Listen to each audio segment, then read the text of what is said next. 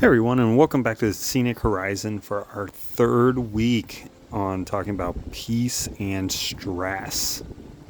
But this one's a good one because I think everybody wants a little bit more of this. So we're going to talk about resting in God's presence. Doesn't rest sound real good right now? I know all of us just keep going and going and going. Sometimes we need a rest. So let's talk about it today and let's get right into it. So let's start with a simple question. When was the last time you truly rested? Not just slept, but rested. See, sleep is physical, but rest is spiritual. You can get 8 hours of sleep and still wake up tired if your soul never stopped running. And for a lot of us, that's exactly what's happening. We rest our bodies, but our minds are still racing. Our hearts are still anxious.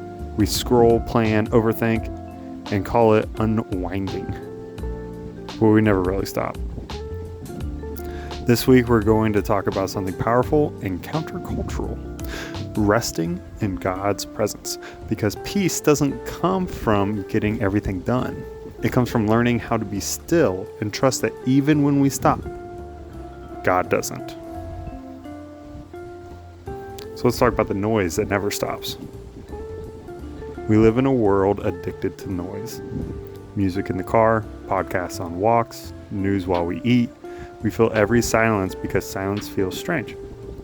But it's in the silence that peace speaks loudest. Think about Jesus.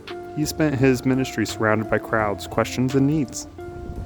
Yet again and again, Scripture tells us that he withdrew to lonely places and prayed, like in Luke 5:16. Jesus, the Son of God, took breaks. He didn't rush from miracle to miracle or conversation to conversation. He paused, he recentered, he rested in his Father's presence. If even Jesus needed that, why do we think we can run nonstop and still have peace? When you never stop moving, your soul starts running on fumes. And that's when stress takes over. When you've lost your anchor, your still point, your center. So, why does stillness feel so hard? For many of us, stillness feels unnatural. The moment we try to rest, our minds flood with everything left undone. There's a part of us that feels guilty for resting, like peace has to be earned or something, not received. But here's the truth. Peace is a gift, not a reward. You don't earn it by finishing your list. You receive it by trusting the giver. I once worked with someone who said, I can't sit still. I get anxious. And I told her, you're not anxious because you're sitting still. You're anxious because when you slow down, you finally hear what's been screaming beneath the surface. That's why rest feels uncomfortable. It forces us to face what we've been avoiding, our fears, our stress, our feelings of inadequacy. But here's the thing, you can't heal what you won't face. And God can't calm what you keep outrunning. So maybe the reason peace feels distant isn't because God's not speaking. It's because we filled the silence with too much noise to hear him. And there's power of presence, right? So resting in God's presence isn't about sitting in silence with your eyes closed for hours. It's about awareness. It's remembering that wherever you are, whether you're washing dishes, driving to work, sitting in traffic, God is right there beside you. Psalm 46:10 says, be still and know that I am God. Notice the two parts. Be still and know. Stillness is what creates space for knowing. When you stop striving, you finally make room to feel God's peace instead of chasing it. You know, when I first started making these videos and looking through what I'm saying and taking time to really analyze my own voice and what I've been talking about, you know, at first it was awkward and I'd kind of just sit there, you know, kind of felt like I was wasting my time. Like, no, I need to get this edited. I need to get going, right? But over time, you know, something shifted. That quiet kind of became my reset button. it reminded me that peace isn't something I find after I fix everything. It's something I receive when I stop trying to. Was my time to really reflect, to really listen to the words, to really feel the words, and put those words into practice. But if I just kept going like it was a rat race, I don't think I would have changed. I don't think mentally I would have changed. I am 7 weeks into this process, and I can already tell a major difference because I take the time to really think about what I'm saying. If peace feels far away, it's not because God left. It's because we forgot to slow down and notice He's been with us all along. So, how do we practice rest in real life? All right, let's make this practical. Resting in God's presence isn't about escaping life. It's about learning to breathe in the middle of it. Here are a few simple ways to start. Okay, step 1, schedule stillness. Treat it like any other appointment. 5, 10, 15 minutes a day. No phone, no notifications, just quiet. Set a timer if you have to. The goal isn't perfection, it's consistency. You do it every day, it becomes normal. And when peace becomes normal, that's where you find God. Okay, step 2, anchor your thoughts.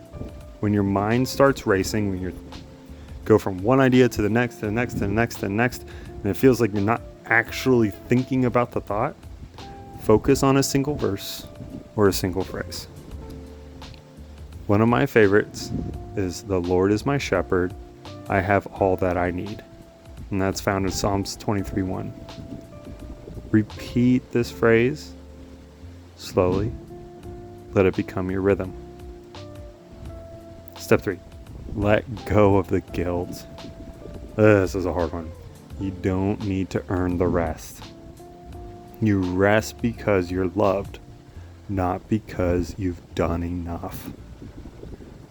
You give yourselves giant lists to do, complete over the weekend. All right? You're like, I have to get this done, and I will not rest until it's completed. The problem is, most of the time, you don't finish the entire list. And then you find yourself on Sunday, late at night, thinking, man, I'm tired. I haven't had time to myself or rest, and tomorrow I go to work. So let go of the guilt of not finishing everything and find peace. Okay, and our last step, step 4, bring peace into motion. Rest doesn't only happen in stillness. You can rest while walking, driving, or even working. Resting in God's presence is less about what you're doing and more about your awareness of who is with you while you do it. So you can rest during your lunch break at work by taking a walk. I started doing this when I started doing these videos as well. Lunchtime at work, I'd go take a walk. It'd give me an hour to myself with my own thoughts and just find peace with what is around me. All right, so let's talk about hitting the spiritual reset. So Isaiah 30:15 says, "In quietness and trust is your strength." Notice that, not in striving, not in control, but in quietness and trust. That's where real strength comes from. When you pause to rest in God's presence, you're not falling behind. You're being refilled. It's like plugging your phone into a charger. If you never stop to recharge, eventually you run out of power. And maybe that's where you are right now, running low, mentally and spiritually drained. If that's you, I want to tell you this. God's not disappointed in your exhaustion. He's inviting you to rest. You don't need to, quote unquote, get it together to come to Him. You just need to stop long enough to let Him meet you where you are. So let's have a little reflection time, plus maybe a weekly challenge. Let's start with the challenge, right? So here's your challenge for this week. Every day, take 10 minutes, just 10, to sit quietly. No agenda, no prayer list, no background music. Just breathe and say, God, I'm here. At first, it might feel awkward or empty, but give it time, because in that stillness, something sacred starts to happen. Your thoughts slow down, your heart softens, and peace begins to settle in. And when stress starts creeping back in, at work, at home, in your relationships, whisper that verse again. Be still and know that I am God. You'll be amazed how a single moment of stillness can reset your entire day. This is in the same theory, in the same line of thought as, giving a response a day. Somebody makes you angry at work, they send an email that you just dislike, or they come at you with a harsh tone, or you don't like what's being said at work, and you just want to fight back with venom and be like, ha!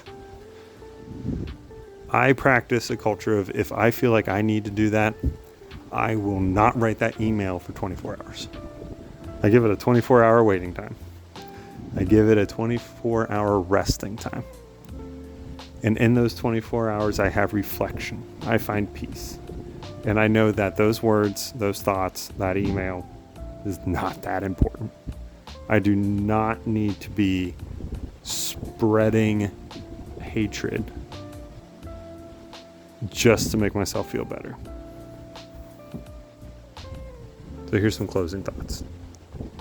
Here's the truth. Rest isn't a reward for when you've done enough. It's a rhythm meant to remind you that you're not the one holding the world together. God is.